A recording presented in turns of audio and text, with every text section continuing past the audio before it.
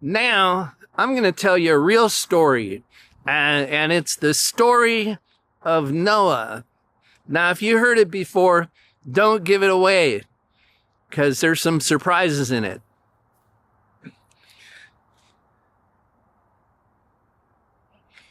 God said to Noah, build me a boat. Something big's about to go down. Well, Noah said, God, I'm a simple man. What do I need a boat for? And God stopped to think about it. I mean, should I tell him? What if he spills the beans? That'd be terrible. But then God remembered why he picked Noah in the first place. You see, Noah was a righteous man. And you could trust him. You could tell him stuff, and he's not going to spill the beans. And besides, even if he did spill the beans, well, so what? Who's going to believe him anyway? So God decided to tell him. He said, Noah. Anyway, he told him. And Noah's eyes got big. And he said, God, I'm going to have to think about that.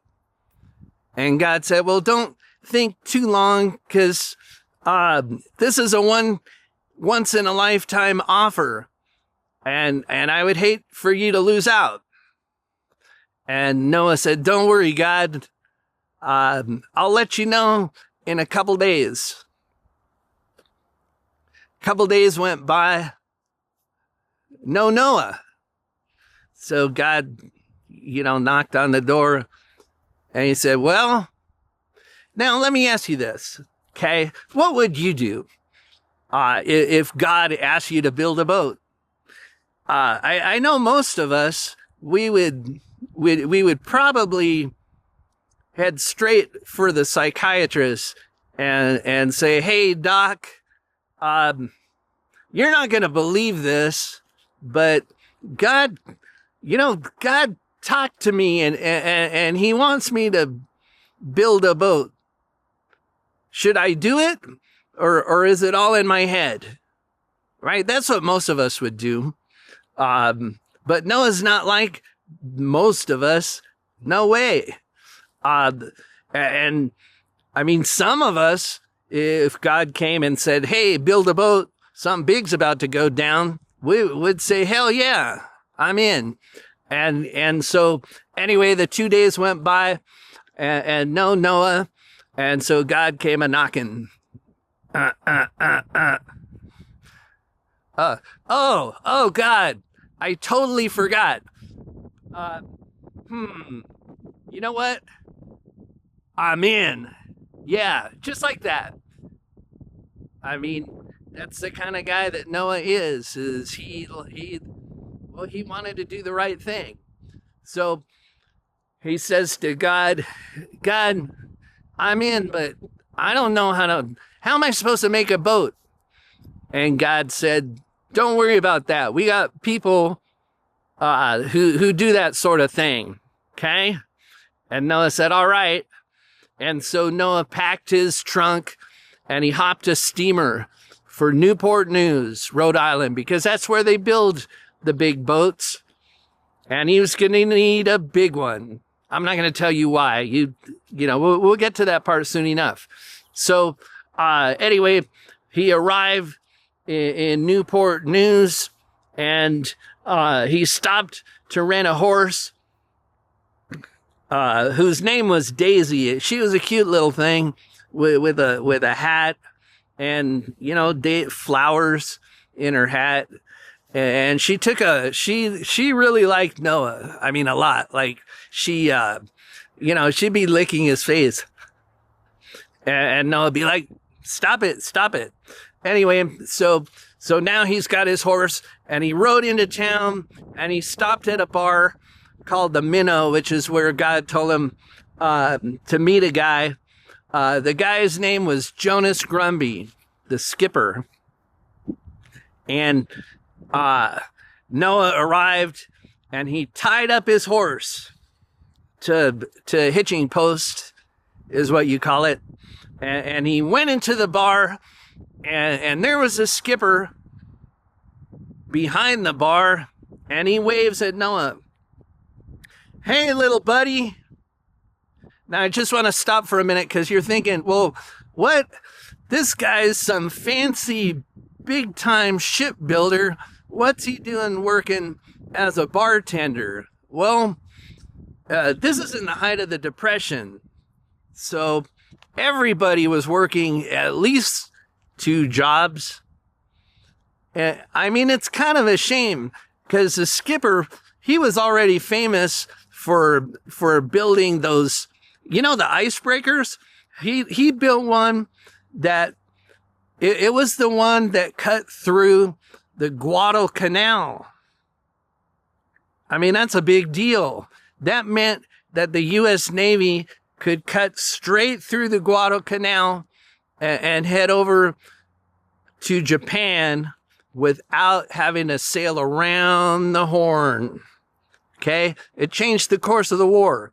Anyway, skipper says, hey, little buddy, why the long face? And Noah's, huh? And the skipper pointed. Sure enough, Daisy had gotten loose somehow, and she had wandered into the bar. So Noah said, oh, all right, hang on, just give me a minute. Now, Daisy, what did I tell you? I told you, well, never mind, come on. And he grabbed her by the reins, and he walked out of the bar, and he tied her up better this time, and he said, stay, Daisy. And she licked his face and nibbled on his ear because that's the kind of horse she was. She really liked him a lot. I mean, really a lot. Kind of like Daisy, the horse, reminds me of Maisie, the dog. That's my dog. Her name's Maisie. She's a little Pomeranian Chihuahua, right? Pomawawa. And she's got her tongue is about this long. She got a big tongue, and if you're not careful, she'll stick that tongue straight down your throat. Blah, blah. Anyway, enough about Maisie and Daisy. And so Noah went back into the bar, and the skipper said, hey, little buddy. Like every time. I mean, he just said it, but now he's saying it again. Whatever. So Noah walked up, and he handed him a napkin with a drawing on it. And the skipper took one look at the drawing, and he burst into laughter. He's like, what's this? And Noah said, it's a boat. And the skipper said, that's no boat. Let me show you a boat. And so he whipped out another napkin, and he started drawing on it like this, right? And he handed it back to Noah. And Noah said, that's perfect. And he said, how much? And then the skipper took out another napkin, and he started scribbling on that, right? And he handed it to Noah. And Noah said, holy Toledo, that's a lot of numbers. And Noah couldn't read, okay? So, but he could tell it was a lot of numbers, and that, whoa, skipper, I better run this by the boss. And the skipper said, okay. And Noah was about to run out the front door when he realized, Daisy's out there, and he didn't want to get into another lick fest. And so he ran out the back into the alley, and he raised his arms like this, which is the universal sign. Hang on, let me back up. He raised his arms like this, which is the universal sign for God, I need your help. And so he raised his arms and he said, God, get a load of this. And he handed God the napkin with the numbers on it. And God took one look at it and he said, Jesus Christ. And then Jesus came running into the room. He said, what's up, Pop? And God shook his head. He said, no, I don't. It's just an expression, okay? Just go back to whatever you were doing, which was, well, he was working on turning water into wine, okay? But that's another story.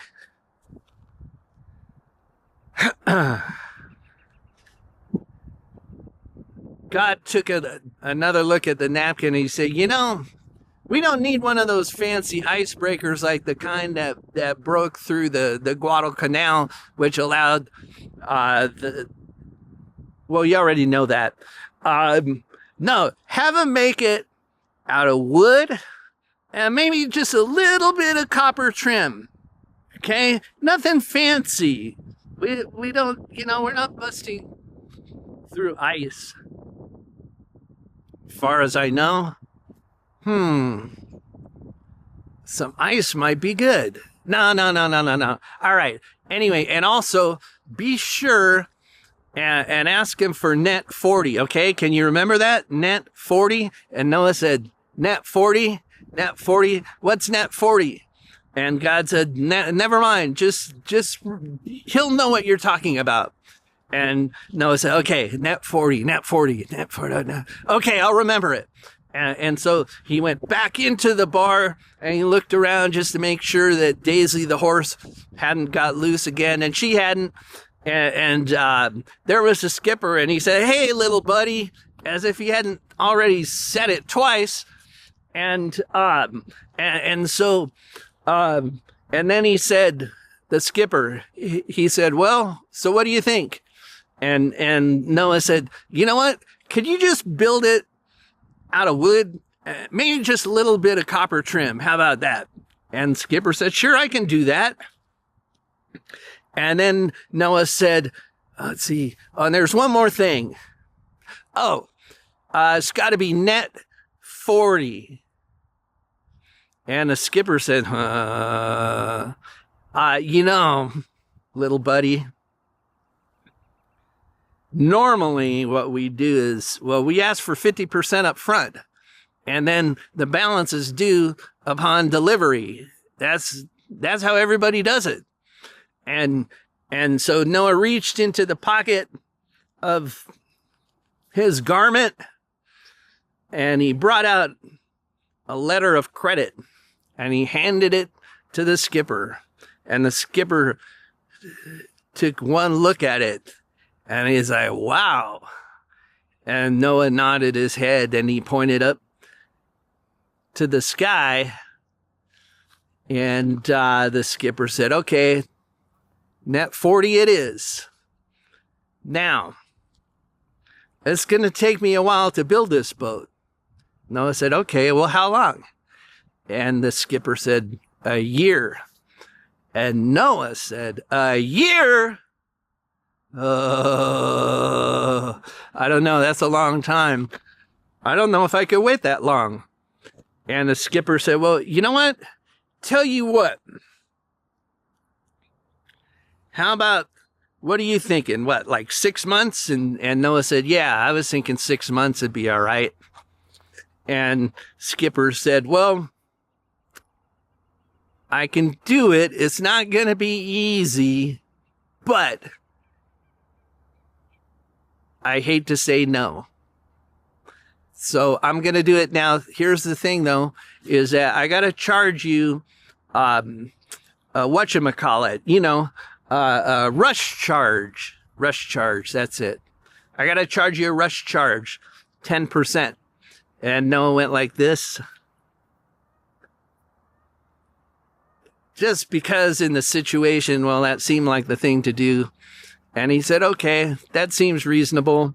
I'll be back in 6 months.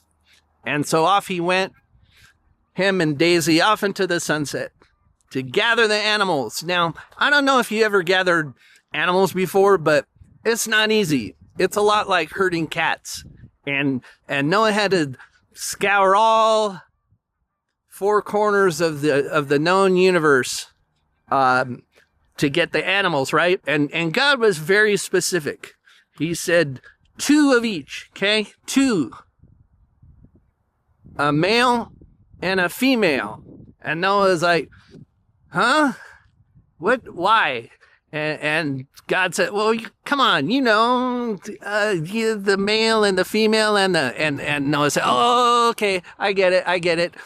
And all right, so you want two of each, a male and a female, no more, no less. And God said, that's what I just told you. Yes. Okay. And Noah said, yeah, okay, I could do that. And so he went out to gather on all the animals. And, it's like, come here, you goat. And he's like, just pulling, trying to get the damn goats. And he'd be pulling on one, and then the other one would be running off that way, chewing on tin cans. And the giraffes, man. I mean, whoa, come on. It's a lot of work, but Noah was a righteous man, and he was just the one to do it. And so he did it. And the 6 months went by, and Noah had gathered, about 83% of the animals. Not good enough. But what's he going to do? So he comes back to the minnow. And he comes into the bar, and this time he's got Daisy tied up real good. And the skipper greets him, hey, little buddy. Only he didn't seem that cheery this time. No, it was more like, hey, little buddy. Yeah, he was sad. And Noah said, what's wrong, skipper? And skipper said, well, I meant to have your boat ready by now, but it's not. You see, the longshoremen strike. And Noah said, oh, yeah, I heard about that in the Newport News. And the skipper said, I'm really sorry. The boat's not ready. I'm going to need that full year. But the good news is that I don't have to charge you the 10% rush fee, okay? And tell you what, I'm not going to charge you for the copper trim. How's that? And Noah said, well, that seems more than reasonable. Okay, well, I haven't gathered all the animals anyway. All right. So they shook hands. And Noah went to gather the remaining animals, which included the platypus. Now, you would think it'd be pretty easy to catch a platypus, but it's not. Because, you think, well, I'll just grab him by the bill and throw him in the bag. But no, they got personalities. They don't want to be thrown in a bag. And so it was like that. But he did it. And so now the year is up, and he's got all the animals from all four corners of the earth, and he's got them all gathered together in the Home Depot parking lot where he was planning to stage the operation. And he went back and to the minnow, and there was a skipper, and wow, he was in a great mood. And he said, hey, little buddy, like really enthusiastically. And he said, did you see it? And Noah said, see what? And Noah said, there's your boat. And Noah said, no, I've been busy rounding up the animals. And skipper said, well, it's ready. Go get it. And so Noah went down to the dock, and sure enough, there it was. What a beauty. I mean, all carved out of wood with the skipper's initials carved into the hull and the copper trim. And oh, it was amazing. And so Noah led the animals up the ramp onto the boat, and he showed them their quarters. And off they, let's see. Oh, he raised the sails. Can't forget that. And now the amazing thing, keep in mind, Noah has never sailed a boat before. And now What a task. So he got the animals, they're all loaded up and happy in their quarters, and some of them wandering around the deck because that's just what they do. And off they set sail on the blue Atlantic, and it was a beautiful day. Noah had never seen such a beautiful day, and he was feeling kind of cocky because it was a beautiful day, and everything seemed to be going all right. And even though he'd never sailed a boat before, but he got cocky, and he started to sing. Oh, what a beautiful morning. Sing it with me. Oh, what a beautiful day. I've got a beautiful feeling. Everything's going my way.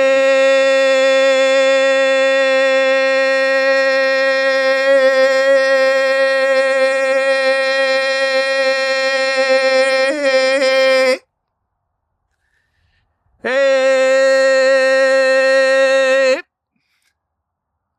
hey, hey.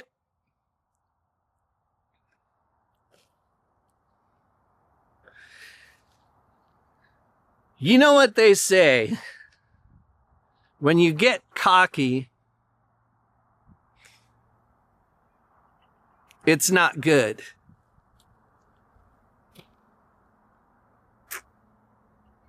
And so Noah was about to learn a lesson, you see. Don't get cocky, Noah. Look, up in the sky. A single white, lonely cloud. So cute. And then another. And another. Pretty soon, the weather started getting rough. Noah's ship was tossed. If not for the courage of the fearless crew, Noah would have got lost. Actually, he did get lost because, first of all, they didn't have maps back then. He didn't have a sextant or an astrolabe. He didn't know what the North Star was. I mean, the guy was a landlubber. So what do you expect? Anyway, that one little cloud, now it's a whole bunch of clouds, and it's gray and it's dark, and there was thunder and lightning. Lightning doesn't actually make a sound. Thunder is the sound part of the lightning. Get it? And anyway, there was that. And then the sky opened up and it started raining cats and dogs, but not literally, because he already had his quota. Remember, 2 of each. A male and a female, no more, no less. But it was raining cats and dogs figuratively. A lot of rain, okay? And the boat was like everybody's getting seasick. And it was not like one of these little sprinkle drizzle showers. No, it was, oh my God. And the animals, they were all stressed out. They're getting seasick, and they're not used to it. These are land animals, and they've never been out on a boat. And so what do they do? Well, the same thing, when animals are stressed out, okay, you know what they do? Yeah, it's the same thing they do anyway. They start eating each other. But wait. Remember, God said 2 of each, right? A male and a female, no more and no less. And so, hang on, there's a truck going by.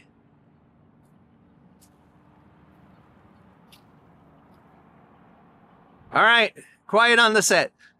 Where was I? Oh, yeah. So. Anyway, the animals are all stressed out, and they're about to start eating each other like they always do when they're stressed out, or even under normal circumstances. But we can't afford to lose any animals. Now, luckily, keep in mind, okay, we didn't have Amazon back then, but we had something even better. Hard to imagine, right? So just as everybody was about to get into a panic, Noah could hear it.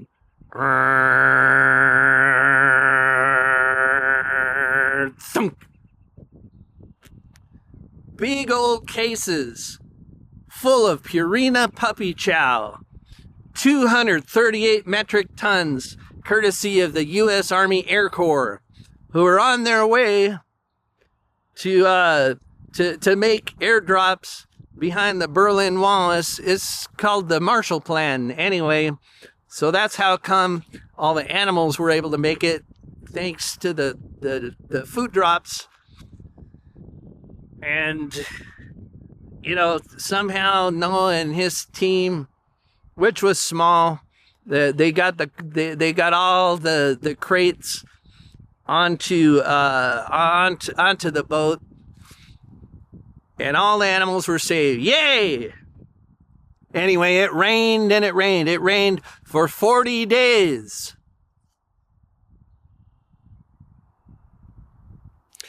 And 40 nights. And the boat's all bobbing and weaving and all this and that, and the animals, and whoa. Everybody had a hard time. And when is this ever gonna end? But, you know, there's no answer. As far as Noah knew, this could be going on for years, decades. Anyway, like I said, it rained for 40 days and 40 nights. Now, on the 37th, sometime around the 37th night, who should come running up from down below deck? Why, it's Captain Jonathan Thorne. You remember him. He was the captain of the Tonquin, which was, there was like a 1 if by land and 2 if by sea. He was the 2 if by sea guy for the John Jacob Astor voyage, which was, they hadn't cut through the Guadalcanal yet. So he actually had to sail around the Horn, stop in the Sandwich Islands, for some lunch, and then head over to the mouth of the Columbia River, where the plan was this: they were going to set up a network of fur trading outposts all throughout the West. I mean, it was going to be huge. The War of 1812 interrupted that, but never mind. What the hell's he doing on Noah's Ark?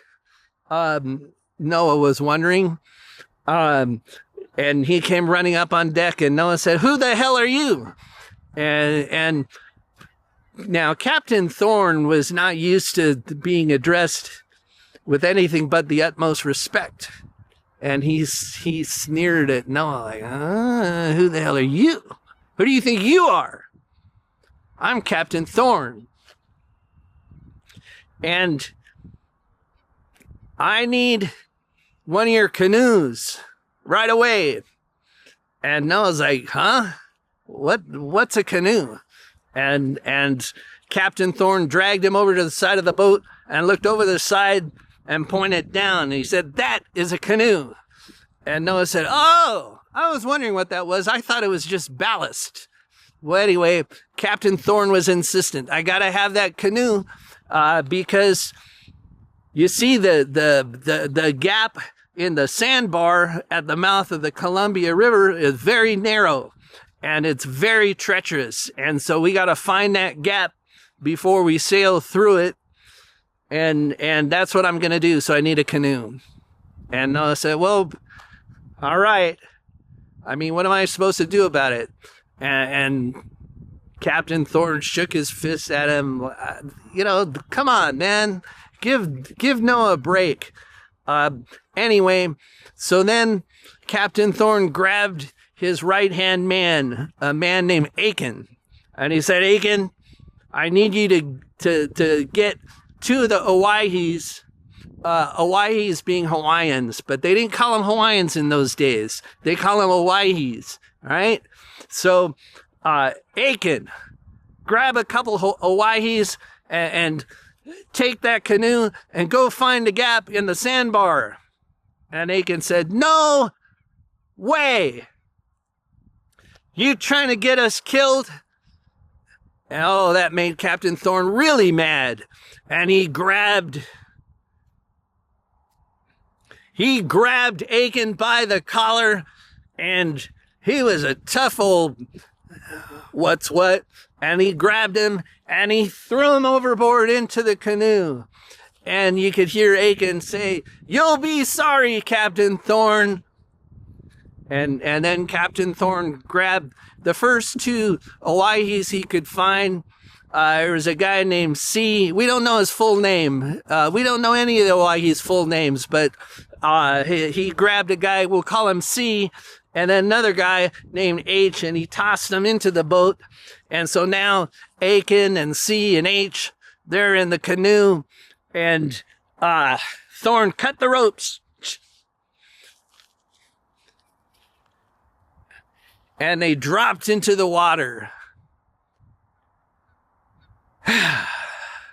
Wow. That part always gets me. And you could hear Aiken, screaming from down below, and the Owyhees. Oh, it was terrible. And they were never seen or heard from again, at least not in this story. So, anyway, and then Captain Thorne ran back down below deck, and Noah's like, wow, I can't believe that just happened. But it did. So, where are we? That was day 37. I mean, I didn't tell you what happened on the other days, but that was, mostly it was just kind of the routine boredom of a sea voyage. Well, the days went by, and finally, it was the 40th day. And all of a sudden, they're so used to bobbing and weaving across the ocean. And on the 40th day, the sky began to clear. And you could hear a song. It went like this. Somewhere over the rainbow. Yeah, there was a rainbow even. And Noah had never seen one of those before. And all of a sudden, the sky is clear. The sea is calm, and all the stress level came way down. Oh, yeah. Man, I'm getting stressed out just talking about it. Anyway, I don't know about you, but when I was a kid, I used to love to take a bath, okay? And I'd be sitting in the bathtub playing with my boats, and I would lose all track of time until, I don't know, 45 minutes, an hour. My mom would come running in and say, Louie, get out of there. What the hell are you doing? You need to get out of the bathtub now. And then she would reach into the bathtub and pull the plug, and all the water would go draining out of the bathtub, and my boats, they would just come crashing down and lay on the floor of the bathtub, and oh, it was so depressing, and it happened every time. You would think I would have got used to it, but I didn't. Anyways, the same thing happened now, right? God reached down and he pulled the plug, and all the water in the ocean started coming down, and the boat came crashing down right in the middle of the Owyhees, which is a mountain range that they named after the lost Owyhees, the Hawaiian dudes, C and H. No, I think there was a third one. That it might have been a different party. There was a lot of Owyhees, but anyway, the boat came crashing down in the Owyhees between a rock and a Jackson's, which if you don't know what a Jackson's is, it's like a Buc-ee's but smaller, and they don't have smoked brisket like Buc-ee's does. And if you ever been to Buc-ee's, let me know, because I hear it's good, but I never had it. Well, anyway, so the boat came crashing down, and Noah went like this. God, now what? And God said, Noah, have a nice life. And then he was gone. So Noah unpacked the animals and let down the ramp and let the animals off the ramp, and they scattered to all four corners of the world. And Noah went down the ramp. Oh. By the way, I know you're thinking, wow, that must be some boat. Where can I see it? Well, you can't, because it's somewhere all busted up in the Hawaii's. But you can see a replica. Just go to Ritz-Carlton Yacht Collection. Okay? That's Ritz-Carlton Yacht Collection, and go check out what they got, because you can go sailing on a yacht just like Noah's boat. I mean, it'll cost you pretty penny, but it's worth it. I haven't done it, but I've seen the commercials. Where was I? Oh, yeah. All right. So now the animals have scattered all over. They're gone, right? I mean, well, except for the ones that liked where they were.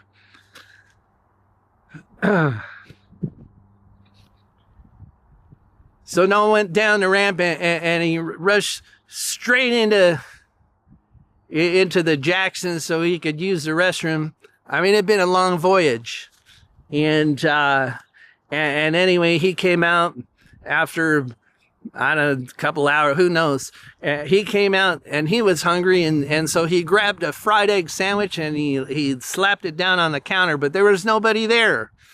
You know, God had wiped out all the wicked people who worked at Jackson's and pretty much everywhere else.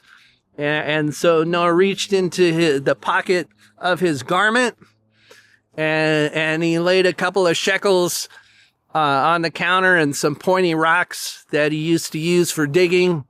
And he figured, well, that ought to do. And then he grabbed his fried egg sandwich and he ran out into the desert. Now, I know what you're thinking. Well, wow, what a story.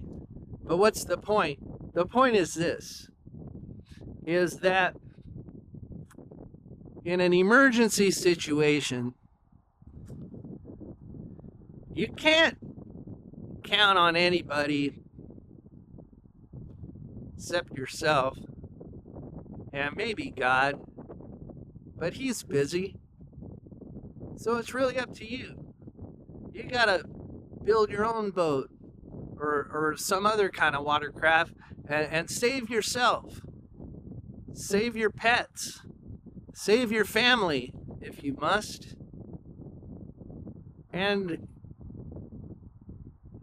that's the essential lesson from the story of Noah.